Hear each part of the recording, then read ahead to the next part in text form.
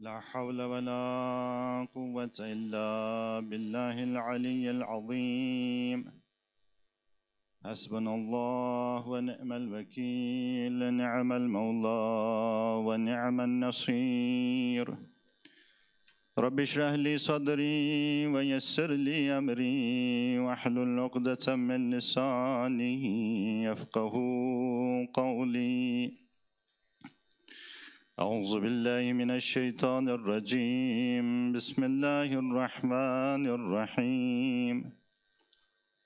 الحمد لله رب العالمين والعاقبة لأهل التقوى واليقين، والجنة للمطيعين والنار للملحدين والعاصين.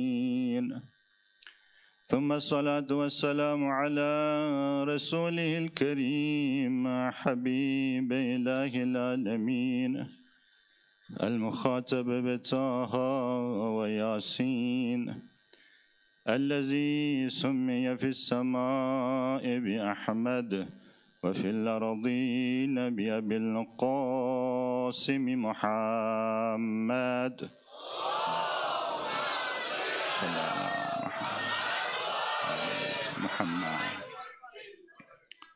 وعلى آله الطيبين الطاهرين المعصومين المظلومين، لا سيما بقية الله في العالمين.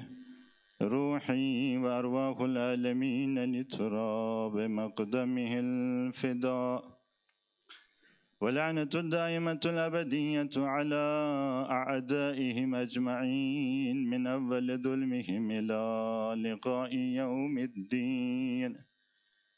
أما بعد، فقد قال حق سبحانه وتعالى في كتابه المحكم وقرآنه المتقن وقوله أحسن.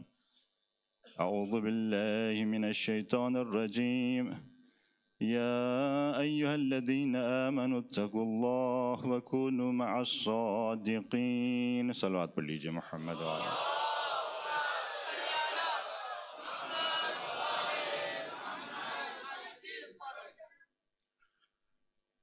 عرض ہوا کہ ولایت کے حوالے سے جتنی تاکید ائمہ علیہم السلام کی روایات کے اندر تاکید آئی ہے، کسی اور چیز کے بارے میں اتنی تاکید نہیں آئی ہے. اصول کافی کے اندر ایک روایت سے مولا امام محمد باقر علیہ السلام سے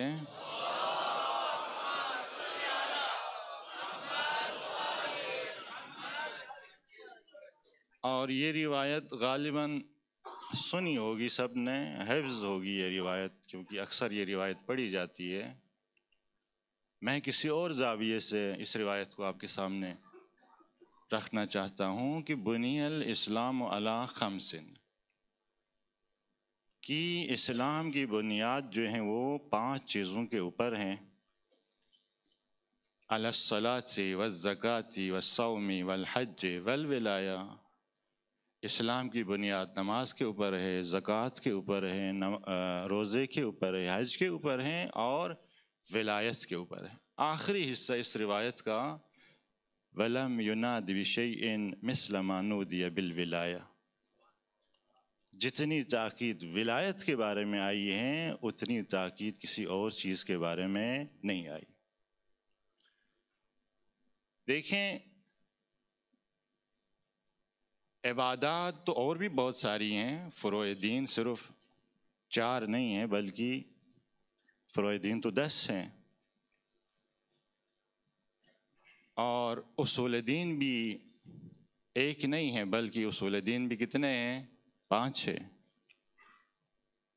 تو فروع اور اصول دونوں کو ملا کے اس روایت کے اندر کہا گیا کہ 5 چیزوں کے اوپر دین استوار ہے، جن میں سے 4 کا تعلق فروع دین سے ہے: نماز، زکوٰۃ، روزہ اور حج.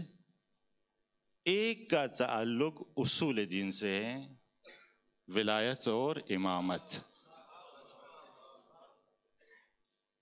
کیوں ان کے اوپر دین استوار ہیں؟ دیکھیں، ہمارا خدا سے تعلق بہت امپورٹنٹ ہے. خدا سے تعلق، اور یہ تعلق حاصل ہوتا ہے نماز کے ذریعے. ہم سجدے میں جاتے ہیں، خاک کے اوپر پیشانی رکھتے ہیں، در حقیقت کہاں پہنچے ہوئے ہوتے ہیں؟ معراج پہ پہنچے ہوئے ہوتے ہیں. الصلاۃ معراج المؤمن. نماز بتاتی ہے کہ آپ کا خدا سے رابطہ کیسا ہونا چاہیے. تو لہٰذا نماز کے اوپر دین استوار ہے. زکوٰۃ بتاتی ہے کہ آپ کا رابطہ لوگوں کے ساتھ کیسا ہونا چاہیے. معاشرے کے اندر، سوسائٹی کے اندر بہت سارے ایسے لوگ ہیں جو محتاج ہیں، ان کی نگاہیں آپ کی طرف ہیں. غریب ہیں، فقیر ہیں، یتیم ہیں، بیوہ ہیں، مستضعف معاشرے کا طبقہ، ان کے ساتھ رابطہ کیسا ہونا چاہیے. اس رابطے کی طرف اشارہ کیا زکوٰۃ کے ذریعے. اور تیسری چیز دیکھیں، زندگی کے اندر مشکلات آتی ہیں، تکلیفیں آتی ہیں، تو ان مشکلات اور تکلیفوں میں اگر ہم صبر نہیں کریں گے دین سے باہر ہو جائیں گے. بعض لوگوں پر مشکلیں آتی ہیں، کفر بولنا شروع کر دیتے ہیں، کفر بولنا شروع کر دیتے. تو صبر کی پریکٹس کس کے ذریعے ہوتی ہے؟ صبر کی پریکٹس روزے کے ذریعے ہوتی ہے، صوم کے ذریعے ہوتی ہے. انسان روزے کے ذریعے پریکٹس کرتا ہے کہ مشکلات اور مصیبتوں کے بوجھ تلے یہ دب نہ جائے، بلکہ اس کے اندر یہ صلاحیت آئے کہ اس بوجھ کو اٹھا سکے اور حرکت کو جاری رکھ سکے. بوجھ اٹھانا اور ہے مشکلات کا، ان مشکلات کے بوجھ تلے دب جانا اور ہے. روزہ آپ کو سکھاتا ہے کہ وہ وزن، وہ بوجھ مشکلات اور مصائب اور آلام کا اٹھا کے کیسے آگے بڑھنا ہے، یہ آپ کو سکھاتے. بہت ضروری ہے دین کے اندر. اور اسی طرح یونٹی، یہ بہت ضروری ہے، وحدت، اتحاد. میں پہلے بھی عرض کر چکا ہوں ایک مجلس کے اندر کہ اگر ہم جماعت کی شکل میں نہیں رہیں گے، ہمارے درمیان اتحاد نہیں ہوگا، وحدت نہیں ہوگی، اتفاق نہیں ہوگا، ہم ٹکڑوں میں اگر تقسیم رہیں گے، دشمن آسانی سے ہمیں شکار کرے گا، آسانی سے شکار کرے گا. روایتیں بھی میں پہلے بتا چکا ہوں، اس کو دہرانے کی ضرورت نہیں ہے. انسان اکیلا جب ہو جاتا ہے آسانی سے شیطان شکار کر لیتا ہے. حج آپ کو بتاتا ہے کیسے یونائٹ رہنا ہے، متحد رہنا ہے. ہر قسم کے رنگ لباس اتار کے ایک ہی رنگ میں رنگنے کا درس حج دیتا ہے. ایک ہی رنگ میں رنگنے کا، ایک ہی چیز، ایک ہی محور میں گھومنے کا درس حج دیتا ہے. اس لیے حج کے اوپر دین استوار ہے، اسلام استوار. اور ولایت، کیونکہ ولایت محافظ ہے نبوت کی بھی، حج کی بھی، نماز کی بھی، روزے کی بھی. محافظ ہے، محافظ دین ہے ولایت. لہذا ولایت کو بھی ایک ستون کے طور پر لیا گیا. تو جتنی تاکید ولایت کے بارے میں ہو گئی ہے، کسی اور چیز کے بارے میں اتنی تاکید نہیں ہو گئی. امام رضا علیہ السلام فرماتے ہیں، اللہم صلی علی محمد وآل محمد. فرماتے ہیں کہ امامت اور ولایت توحید کی شرط ہے. اللہ اکبر. دیکھیں، امامت کو نکال دیں تو ہم میں اور خوارج میں فرق کیا ہوگا؟ عبادتیں تو بڑی انجام دیتے تھے وہ، ان کی جیسی نمازیں ہم پڑھ نہیں سکتے، خوارج جیسی نمازیں کوئی نہیں پڑھ سکے گا. ہم میں ان میں فرق کیا تھا؟ ایک فرق تھا کہ خوارج کا امام علی نہیں تھا. خوارج کا امام علی ہی فرق تھا، باقی تو عبادت تو وہ بھی انجام دے رہے تھے، نماز تو بھی پڑھ رہے تھے، روزے تو وہ بھی رکھ رہے تھے، نماز شب تو قرآن کی تلاوت. خوارج کے بارے میں آیا ہے کہ 24 گھنٹے میں پورا قرآن ختم کر لیتے تھے تلاوت کر کے. فرق صرف ایک تھا کہ ان کا امام علی نہیں تھا، وہ کسی اور کے پیچھے کھڑے تھے.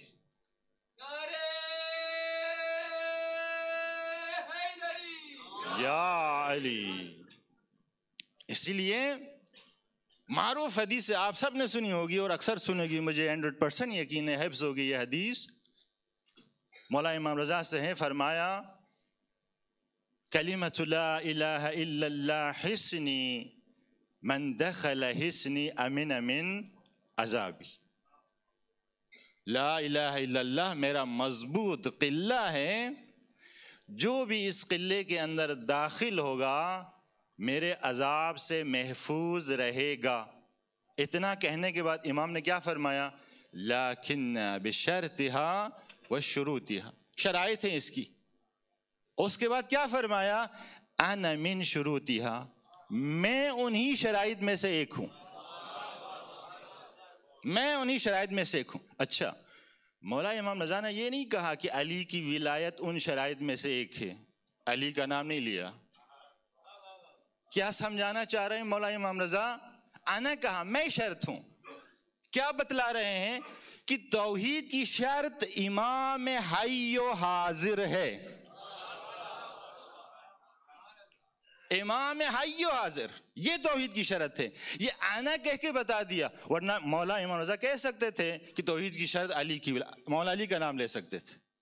انا کہہ کے بتا دیا کہ امام حی و حاضر یہ توحید کی شرط ہے، یہ توحید کی شرط ہے. یہ جو تفسیر علی ابن ابراہیم قومی بہت اہم تفسیر ہے، اس کو تفسیر روائی کہتے ہیں. اس کے اندر روایت بہت زیادہ نقل ہوئی ہیں قرآن کی آیتوں کی تفسیر میں. اور جب بکس کی کیٹیگریز بناتے ہیں تو اس تفسیر کو تفسیر کی کتابوں میں کم شمار کرتے ہیں، روایات کی کتابوں میں اس کا شمار زیادہ ہوتا ہے کہ اس میں روایات بہت زیادہ نقل ہوئی. اس بک اور علی ابن ابراہیم قمی آپ جانتے ہوں گے کہ امام ہادی اور امام حسن العسکری کے زمانے میں زندہ تھے، اس زمانے کے ہیں. اور کلینی جن کی الکافی ہے تفسیر، وہ کافی روایات کی سب سے متقن ترین اور مستند ترین ہماری بکس میں سے ہیں، ان کے استاد. اس تفسیر کے اندر مولا امام سجاد سے بھی روایات ہیں، مولا امام باقر دونوں سے روایات. ان روایات کے اندر کہا گیا ہے کہ توحید اشہد ان علی ولی اللہ پہ جا کے ختم ہوتی ہے. شاید ذہن میں ابہام آ گیا ہو اور حق بھی ہے آ جائیں، میں اس کو کلیئر کرنے کی کوشش کروں گا کہ دونوں اماموں سے روایت ہے کہ توحید علی ولی اللہ پہ جا کے ختم ہوتی ہے.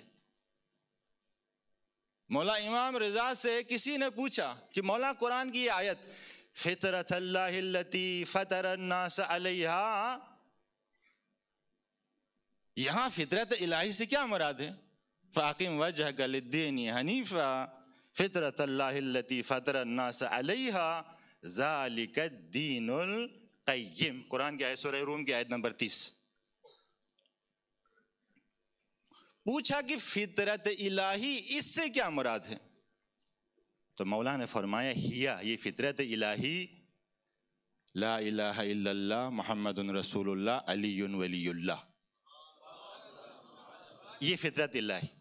جب آخری جملہ کہا علی ولی اللہ، امام نے فرمایا الہ ہونا التوحید، الہ ہونا التوحید.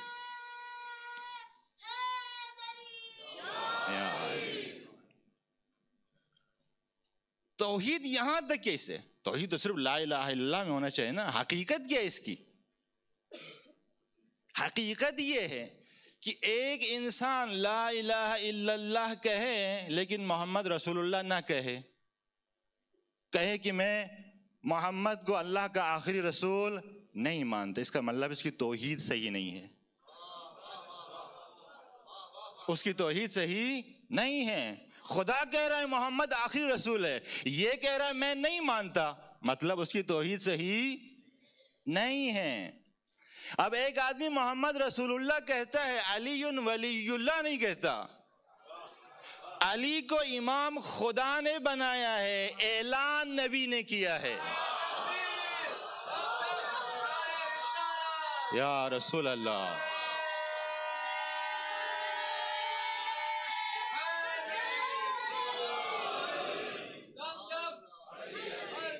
علی علی علی علی علی علی علی علی علی علی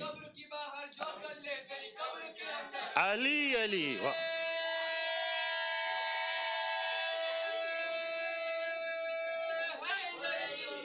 یا علی۔ شرط ہے توحید کی، توحید اپنا اثر ظاہر نہیں کرتی محمد رسول اللہ اور علی ولی اللہ کے بغیر، وہ قلہ امن نہیں بن سکتا علی ولی اللہ کے بغیر۔ جس طرح سے نماز بغیر وضو کے نماز نہیں ہو سکتی، وضو شرط ہے نا نماز کے لیے۔ اب ایک بندہ بغیر وضو کے نماز پڑھے، اس کی نماز اس کے منہ پہ ماری جائے گی، اور ایک بندہ وضو کر کے نماز پڑھے، دوسری رکعت میں ہوتا ہے انسان ہے وضو ٹوٹ گیا اور کہتے نہیں میں جاری رکھ لوں گا، جاری رکھ لوں گا، اس نماز کو بھی اس کے منہ پہ ماری جائے گی۔ شرط ہے، بغیر طہارت کے نماز نہیں پڑھ سکتے۔ توحید بھی اپنا اثر بغیر نبوت اور امامت کے نہیں دکھاتی۔ نماز بھی نماز تب ہوتی ہے جب ولایت کے سائے میں ہو، روزہ تب روزہ ہے جب ولایت کے پرچم تلے ہو۔ اگر ولایت کے سائے میں نہ ہو، یہ عبادتیں اٹھک بیٹھک تو ہیں، عبادتیں نہیں ہیں۔ ہر چیز جڑی ہوئی ہے، ہر چیز جڑی ہوئی ہے امامت سے اور ولایت سے۔ اصول دین جڑے ہوئے ہیں امامت سے، فروع دین سارے جڑے ہوئے ہیں امامت سے، ہر چیز جڑی ہوئی۔ ہمارے استاد خدا انہیں طول عمر دیں، وہ فرماتے تھے کہ پتہ ہے ہمارے جو اعمال ہیں، نماز روزہ حج زکوٰۃ خمس، یہ سارے ان کی حیثیت بیج جیسی ہے، بیج سیڈز۔ بیج آپ کو فائدہ کب دیتے ہیں؟ جب زمین میں کاشت کرتے ہیں۔ آپ ان بیج کو کاشت نہ کرو، وہ آپ کو کوئی فائدہ دے گا؟ آپ کو کیا کرنا پڑے گا؟ کاشت کرنا پڑے گا۔ اب ہر زمین میں کاشت نہیں کر سکتے، ہر زمین میں کاشت نہیں کر سکتے، مناسب زمین ہونی چاہیے۔ بنجر زمین ہوگی، سیم اور تھور والی زمین ہوگی، وہ بیج پودے کی شکل میں تبدیل نہیں ہوگا، وہ زمین کا سینہ چیر کے باہر نہیں آ سکے گا۔ فرماتے تھے کہ ہمارے اعمال جتنے بھی ہیں، نماز کی شکل میں، روزے کی شکل میں، اگر ہم سرزمین ولایت پر کاش کریں گے تو فائدہ دیں گے۔ یا علی۔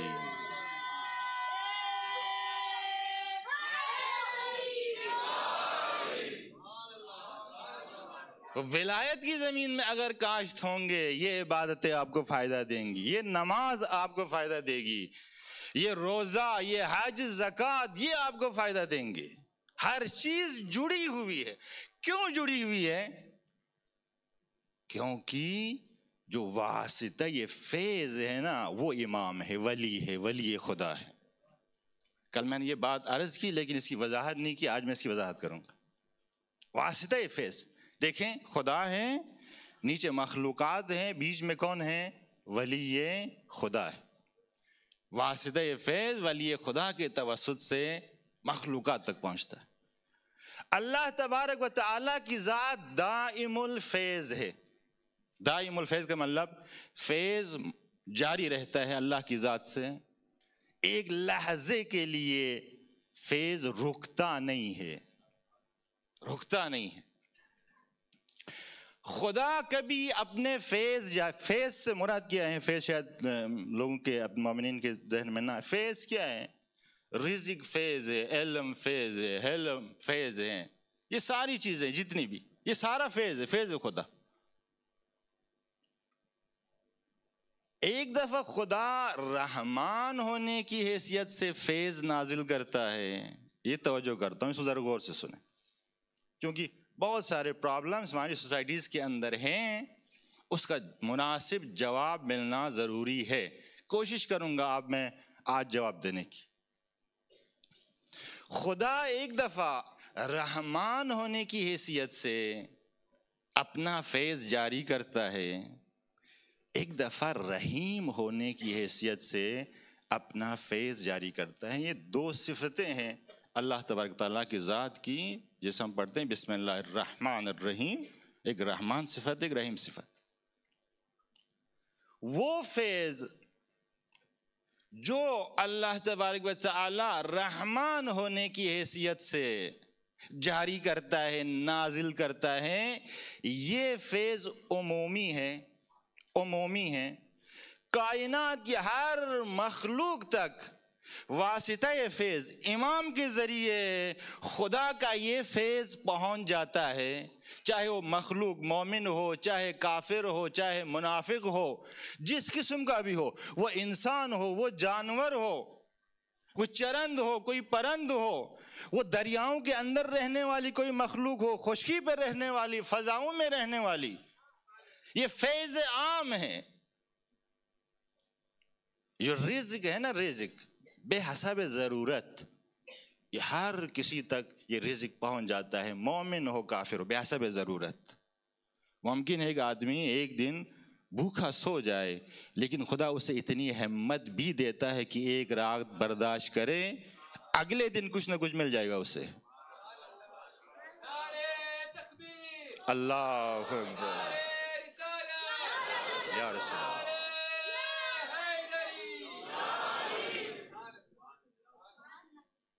ہر کسی تک پہنچ جاتا ہے، اس میں مومن غیر مومن کوئی فرق نہیں ہے۔ یہ جو آکسیجن ہم لیتے ہیں، کیا فرق؟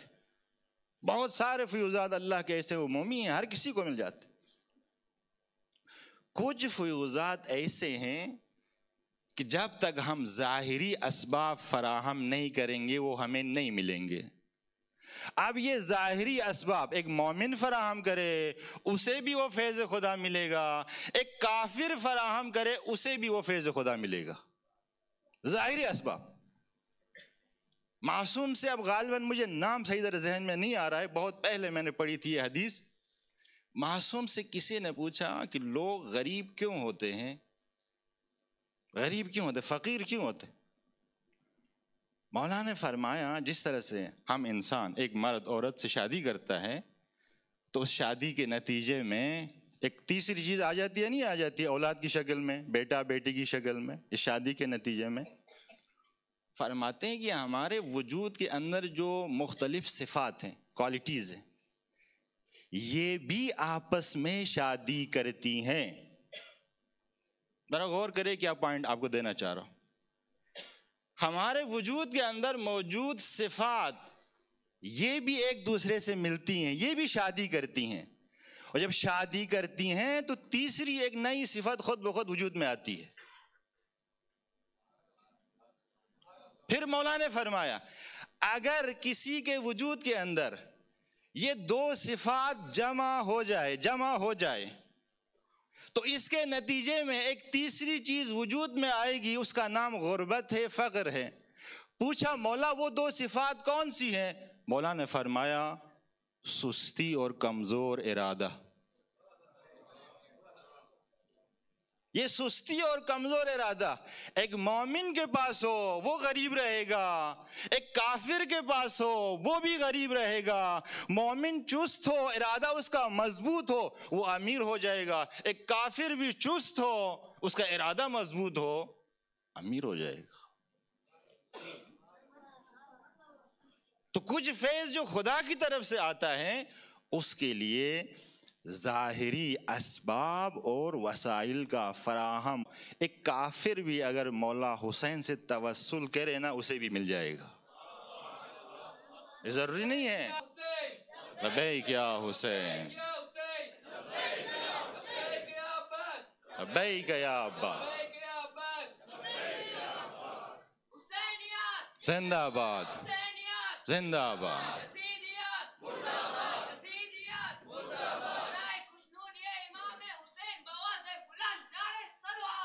اللہم صلی علی محمد وآل محمد۔ مل جائے گا توسل۔ آئیں در حسین پر، در مولا علی پر، مذہب دین جو بھی ہو، یہ نہیں دیکھتے اس کا عقیدہ کیا ہے۔ یہ مفاتح الجنان کے اندر جتنی دعائیں ہیں یہ ساری کی ساری اتھینٹک ہے۔ ان کے ذریعے دعا، راز و نیاز، مناجات، توسل، ان کا دامن پکڑ کے جیسا عقیدہ انسان رکھتا ہو پکڑے دامن، مل جائے گا بہت سارا کچھ۔ تو باطنی اسباب اور وسائل اگر انسان فراہم کرے وہ فیض اسے مل جاتا ہے۔ بسا اوقات ایسا ہوتا ہے کہ آتی اوپر سے رحمت ہے، ہم نے اسباب الٹے فراہم کیے ہوئے ہوتے ہیں، وہ عذاب میں تبدیل ہو جاتی ہے۔ ذرا غور کریں اس کو۔ آتی اوپر سے حیات ہے، حیات بھی فیض خدا ہے نا، زندگی۔ ہم ہر لحظہ محتاج ہیں اس فیض حیات کی طرف، ہر لحظہ یہ آتی رہتی، تبھی تو ہم سانس لیتے۔ آتی اوپر سے زندگی ہے، لیکن اگر ہم قطع رحم کرے وہ زندگی موت میں بدل جاتی ہے، موت میں بدل جاتی ہے۔ دو قسم کی موت سے ائمہ علیہ السلام نے کہا ہے کہ پروردگارا ایسی موت ہمیں عطا نہ کرنا۔ ائمہ نے دعا کی ہے اللہ سے، دو قسم کی موت، ایک موت السوء، بری موت، اور موت الفجاء، اچانک موت، اچانک موت۔ ان سے کہا کہ پروردگار ایسی موت ہمیں عطا نہ کرنا، نہ دینا۔ البتہ ائمہ نے یہ دعا اگر کی ہے تو ہمیں تعلیم دینے کے لیے کی ہے، ہمیں سکھانے کے لیے ایسی دعائیں کی۔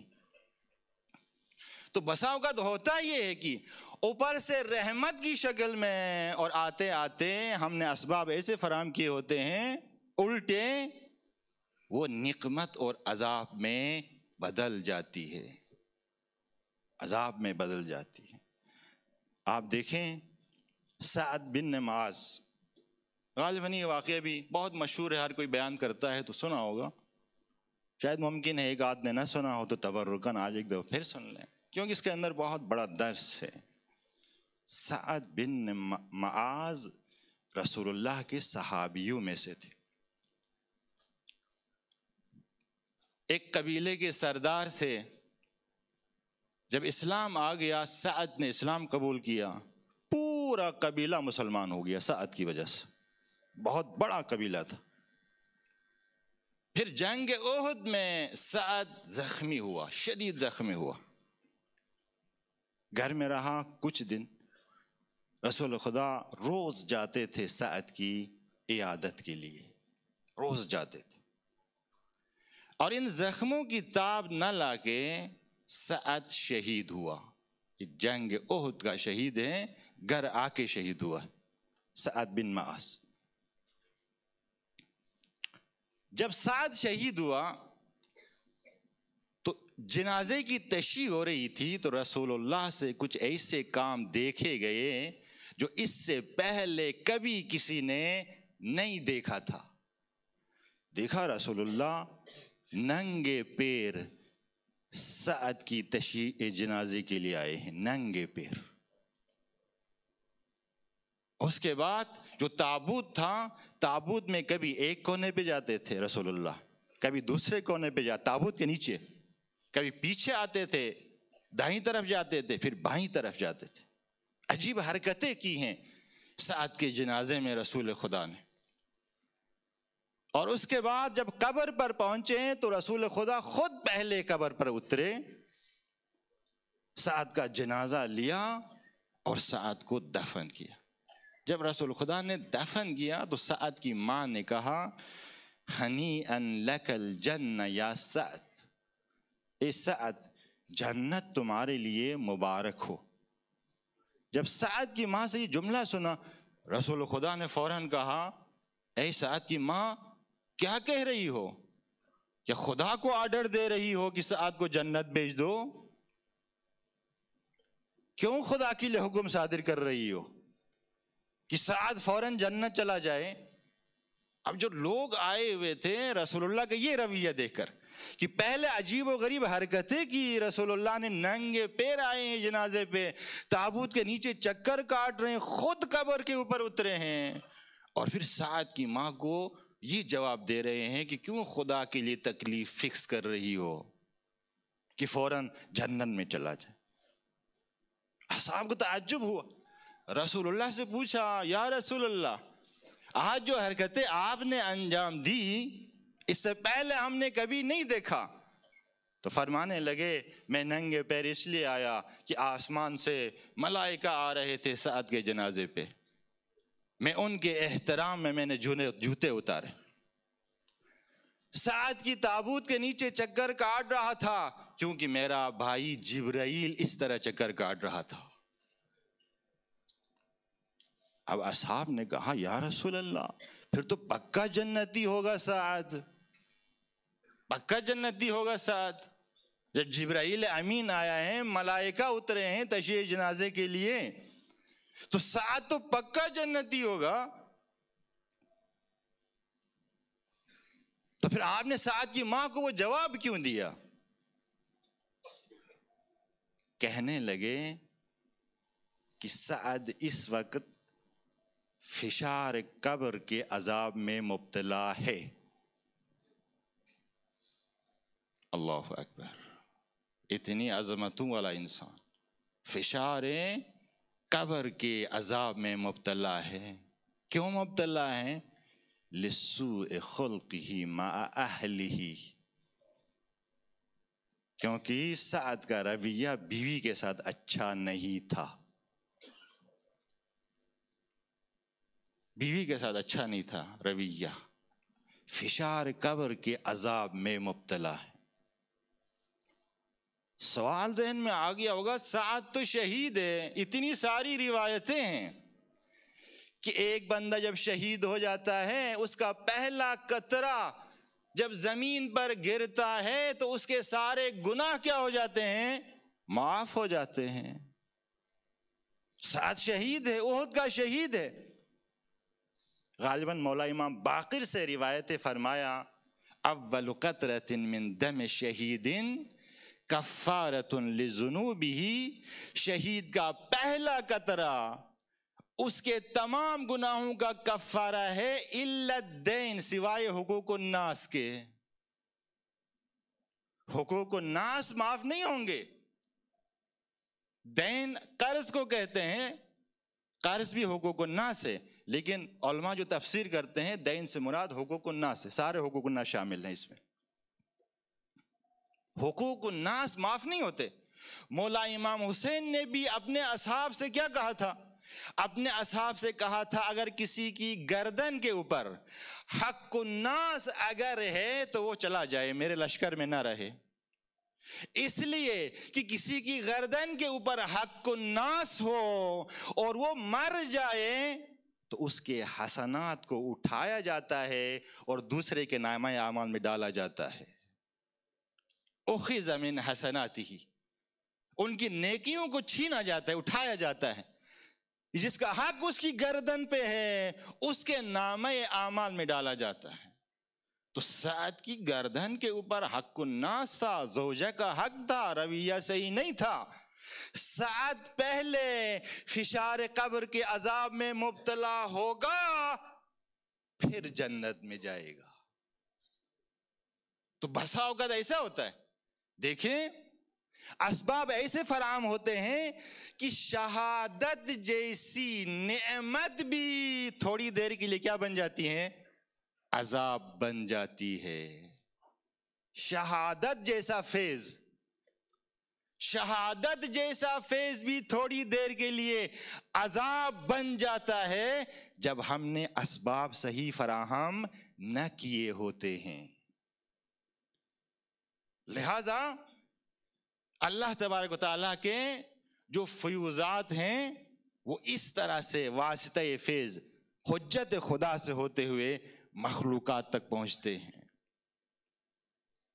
وہ فیوزات جو خدا کی طرف سے آتے ہیں رحیم ہونے کی حیثیت سے. یہ سارے فیوزات کیا تھے؟ رحمان ہونے کی حیثیت سے جتنے بھی فیوزات آتے ہیں بات چل رہی تھی. اب وہ فیوزات جو خدا کی طرف سے رحیم ہونے کی حیثیت سے نازل ہوتے ہیں، ان فیوزات کے حاصل ہونے کی شرط ولایت ہے. علماء کرام فرماتے ہیں تفسیر کرتے ہوئے، رحمان اور رحیم کی تفسیر کرتے ہوئے، رحمان صفت عام ہے، رحیم صفت خاص ہے. ان فیوزات کی شرط ولایت ہے. اگر کوئی ولایت کو قبول نہیں کرے گا وہ فیوزات ان کو ملنے والے نہیں ہیں. اب جنہوں نے ولایت کو قبول کیا ہے وہ سارے ایک کیٹیگری کے نہیں ہیں. سارے ایک کیٹیگری کے ہوتے تو سارے کے سارے سلمان ہوتے، سارے بوذر ہوتے، سارے مقداد ہوتے. فرق ہے. اب یہ جو رحیم ہونے کی حیثیت سے جتنے بھی فیوزات خدا کی طرف سے آتے ہیں وہ امام کے پاس ذخیرہ ہوتے ہیں بے تحاشا. پھر امام سے ایسے لوگوں کے پاس جا کے سٹور ہوتے ہیں جن کے ولایت کا لیول اوپر ہے. سٹور ہوتے ہیں. جیسے ایک فیکٹری آپ فرض کر لیں، ایک جگہ فیکٹری میں کیا ہوتا ہے، کوئی چیزیں بنتی ہیں، پھر ان کے بڑے بڑے گودام ہوتے ہیں، وہ چیزیں وہاں پہ سٹور ہو جاتی ہیں. پھر ان گودام سے پرچون کی دکانوں میں کیا ہو جاتی ہیں، آتی ہے، وہاں سٹور ہو جاتی ہیں. بعض لوگ پرچون کی دکان میں جا کے خریدتے ہیں، بعض تھوک والے ڈائریکٹ کہاں جاتے ہیں، فیکٹریوں میں جاتے ہیں.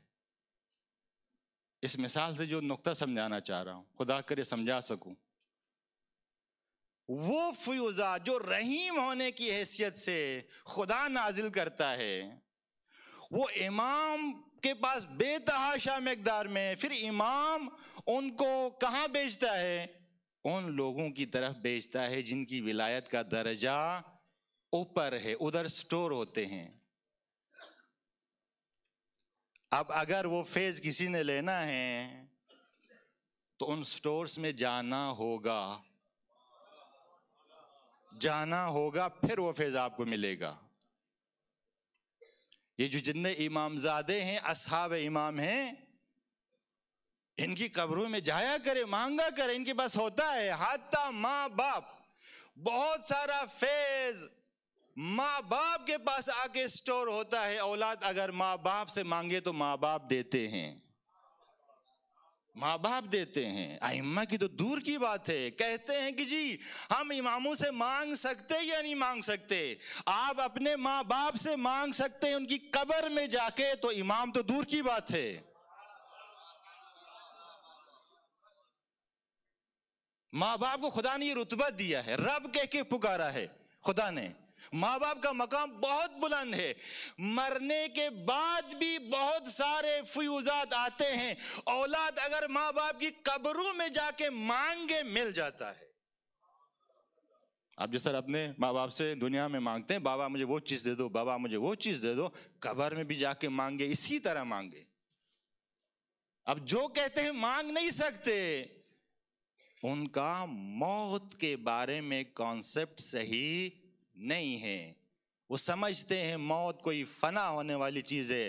موت فنا کا نام نہیں ہے، شفٹ ہونے کا نام ہے.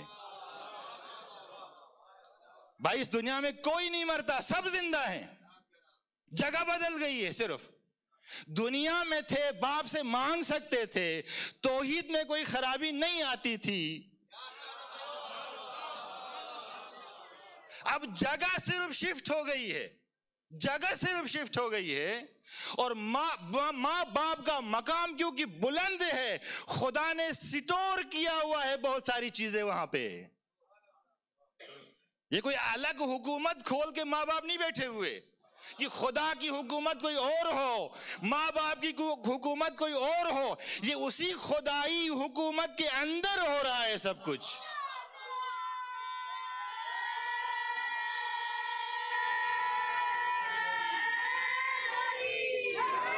یہ کیا بات ہو گئی؟ امام حسین مجھے فلاں چیز دے، کہاں سے شرک ہو گیا؟ کیا امام حسین مر گیا ہے جو شرک ہو جائے گا؟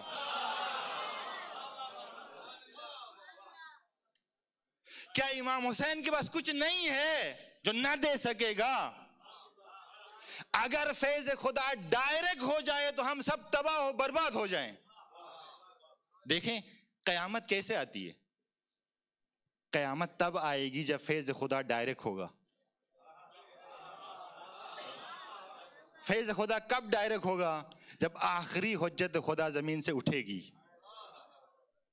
آخری حجت خدا، امام زمانہ، آخری حجت خدا جب زمین سے اٹھے گی تو فیض خدا کیا ہوگا؟ ڈائریکٹ ہوگا. وہی حشر موسیٰ اور پہاڑ کا ہوا تھا، اس پوری کائنات کا ہو جائے گا. قیامت ایسے آئے گی. زندہ آباد.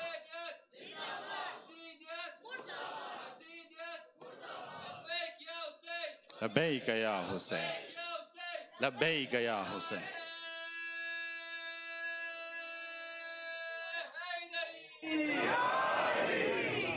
جتنے واسطے زیادہ ہوں گے اتنا اچھا. ہمارا علماء کہتے ہیں کہ جتنے خدا سے مانگنا ہے نا، جتنے واسطے بیچ میں زیادہ ہوں گے اتنا بہتر ہے. کوئی چھوٹی چیز لینی ہو تو مت جاؤ ائمہ کے پاس، پرچون دکانوں میں جاؤ، باپ کے پاس جاؤ. تھوک میں کچھ لینا ہو جاؤ ائمہ کے پاس، ادھر سے مانگو. آصف ابن برخیہ سے حضرت سلیمان نے کیا کہا؟ کون ہے جو تخت بلقیس کو یمن سے اٹھا کے فلسطین پر لے کر آئے گا؟ تو آصف ابن برخیہ نے کہا میں لے کے آؤں گا، اور پلک جھپکنے سے پہلے لے کر آ گیا. کیا یہ کام خود حضرت سلیمان نہیں کر سکتے تھے؟ آصف ابن برخیہ تو شاگرد ہے نا حضرت سلیمان کا. یہ کام سلیمان کی شان کے مطابق نہیں ہے. کہتا ہے میرا شاگرد یہ کام کرے گا. ائمہ کے روضوں میں اگر جاتے ہو تو ائمہ کے شان کے مطابق چیزیں مانگا کرو. چھوٹی چیزیں لینی ہو تو حضرت حور کے پاس جاؤ، حضرت حور کے پاس جاؤ. اس سے بھی چھوٹی چیز لینی ہے ماں باپ کی قبر میں جاؤ. حوائج لینی ہے. اور باب الحوائج کون ہے؟ حضرت عباس.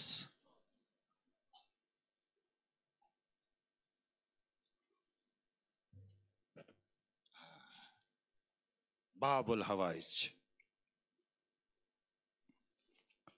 جب غازی عباس اس دنیا میں آئے نا، میں نے غازی عباس کا نام لیا، بعض لوگ رونے لگے.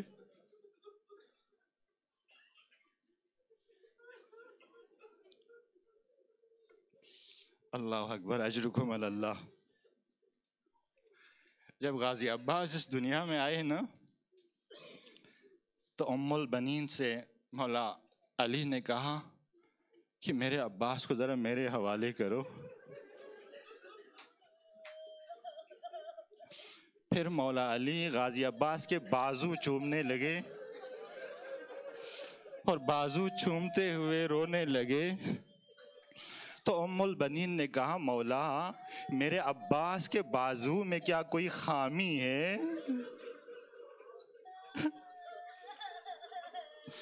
مولا نے فرمایا میرا یہ بیٹا میرے حسین پر قربان ہوگا، اس کے دونوں بازو قلم کیے جائیں گے.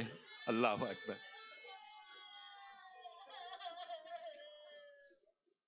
اس کے بازو قلم کیے جائیں گے. بی بی زینب، حضرت عباس 2 سال کے تھے. عباس کی انگلیاں پکڑ کے چل رہی تھی. تو مولا علی نے دیکھا دروازے پہ کھڑے تھے. کہا زینب عباس کو چلنا سکھا رہی ہو؟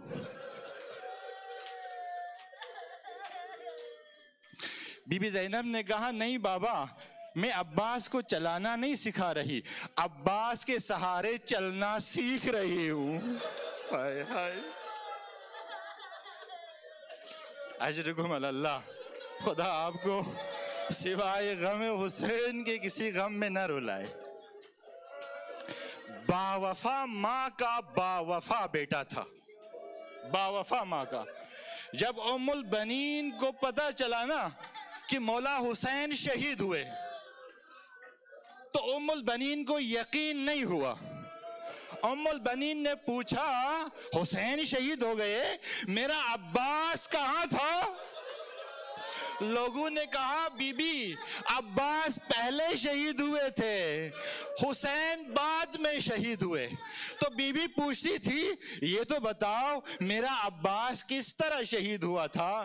تو کہتے تھے سر کے اوپر گرز لگا تھا، اس گرز کے نتیجے میں شہید ہوئے تھے. تو بی بی کہتی تھی میں نہیں مانتی، کس کی اتنی جرأت کہ میرے عباس کے اتنے قریب آئے، سر پہ گرز مارے. تو لوگ کہتے تھے بی بی عباس کے بازو قلم ہو چکے تھے، اس لیے لوگوں کو جرأت ہوئی تھی کہ وہ عباس کے قریب آئے. اللہ اکبر، اللہ اکبر. باوفا بھائی ہے عباس مولا حسین کا.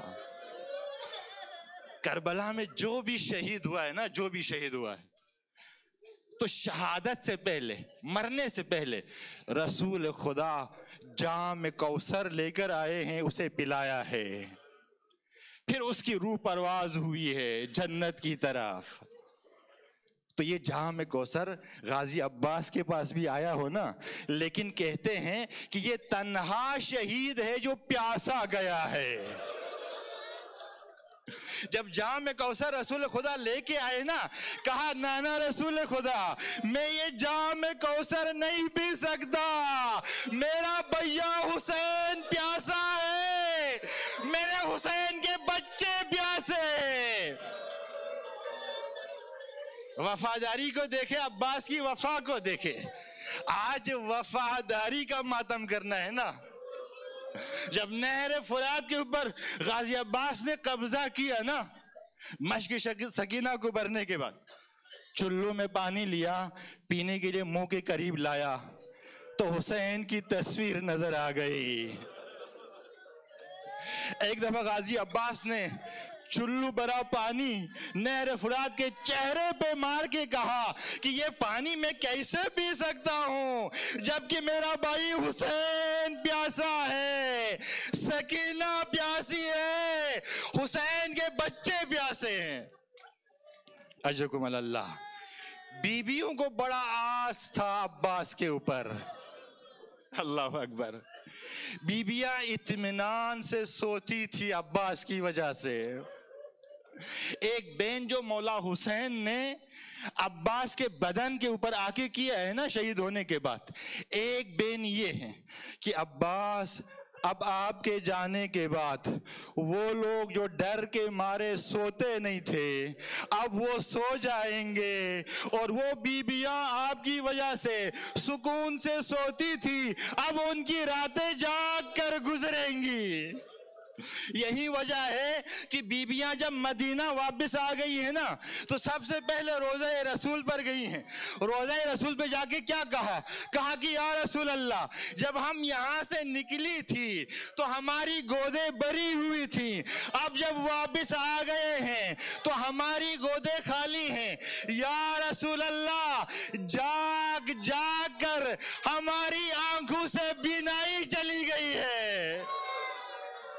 عباس کے جانے کے بعد یہ بیویاں سکون سے نہ سو سکی۔ عباس کو اجازت نہیں ملی جنگ کرنے کی۔ مولا نے کہا بس صرف پانی لانے کی اجازت ہے۔ اب جب مولا گئے ہیں نا مشک سکینہ لے کے نہر فرات پر مشک سکینہ کو بھر کے جب واپس آ گئے ہیں نا تو جس شان سے واپس آ گئے ہیں، میں مصائب نہیں پڑھوں گا، بس مختصر سے 2 جملے سن لے، التماس سے دعا۔ جب غازی عباس، سارے مصائب میں نے چھوڑ دیے، جب غازی عباس گھوڑے کی زین سے گرے ہیں نا، ہائے ہائے ہائے ہائے ہائے، ہر شہید گرا ہے گھوڑے کی زین سے، مولا امام حسین بھی گرے ہیں گھوڑے کی زین سے۔ عباس اور باقی شہداء میں فرق کیا ہے؟ باقی شہداء کے ہاتھ تھے، جب وہ گرے تھے تو انہوں نے ہاتھوں کا سہارا لیا تھا۔ عباس کے بازو قلم ہوئے تھے، جب گرے ہیں تو چہرے کے بل خاک کربلا پر آئے ہیں۔ خاک کربلا پر آتے ہوئے غازی عباس نے آواز دی، یا اخا ادرک اخا کا، اے میرے بھیا حسین اپنے بھائی کا آخری سلام قبول کر لو۔ جب حسین آئے ہیں نا غازی عباس کے پاس تو غازی عباس کے سر کو اپنے دامن کے اوپر رکھا۔ غازی عباس نے فوراً اپنا سر خاک کربلا کے اوپر رکھا۔ مولا حسین کہنے لگے عباس کیا ہو گیا ہے، سر کو کیوں میری دامن سے اٹھا کے خاک کربلا پر رکھا؟ تو غازی عباس کہنے لگے بھیا کچھ دیر بعد آپ بھی گھوڑے سے زمین پر گریں گے، کون آپ کے سر کو اپنی دامن پر رکھے گا؟ تو قریب سے آواز آ گئی، میں فاطمہ زہرا یہی کربلا میں موجود ہوں، جب میرا حسین گرے گا میں اپنی گود میں لوں گی۔ اجرکم علی اللہ، اجرکم علی اللہ۔ خدا آپ کے نعاسوں کو اپنی بارگاہ میں قبول کرے، مغفرت کا ذریعہ بنے۔ بس 2 جملے سنیں۔ اب عباس نے وصیتیں کرنا شروع کی، کہا مولا میری آنکھ میں تیر لگا ہوا ہے، دوسری آنکھ میں خون بھرا ہوا ہے، اگر میری آنکھ سے خون صاف کرو تو میں آپ کا دیدار کرنا چاہتا ہوں۔ اللہ اکبر۔ مولا حسین نے عباس کی آنکھ سے خون صاف کیا۔ اب نہیں پتا مجھے کہ کس نگاہ سے غازی عباس نے حسین کو دیکھا ہوگا۔ مولا حسین کی زیارت کی، اس کے بعد فرمایا مولا حسین نے عباس اور کوئی وصیت ہے؟ عباس نے کہا مولا میرا جنازہ خیمگاہ لے کے نہ جانا، میرا جنازہ خیمگاہ لے کے نہ جانا۔ علماء نے اس کی کئی وجوہات لکھی ہیں۔ ایک وجہ یہ لکھی ہے کہ میرا بھیا حسین صبح سے لاشیں اٹھا اٹھا کے تھکا ہوا ہے، غازی عباس اپنے مولا کو زحمت نہیں دینا چاہتے تھے۔ دوسری وجہ جو علماء نے لکھا ہے، سکینہ سے پانی کا وعدہ کر کے آیا تھا۔ اللہ اکبر، اللہ اکبر۔ عباس کی روح پرواز ہوئی، وہیں پہ رکھا۔ مولا حسین نے علم ہاتھ پہ لیا، خیموں کی طرف چلنا شروع کیا۔ جیسے علم دیکھا نا تو سکینہ نے بچوں سے کہا بچوں آؤ جمع ہو جاؤ، میرا چچا عباس آ رہا ہے، پانی آ رہا ہے۔ بچوں نے کوزے ہاتھ میں لیے انتظار کر رہے ہیں، جب قریب آ گیا علم آ گیا ہے، علمدار نہیں آیا۔ ماتم حسین یا عباس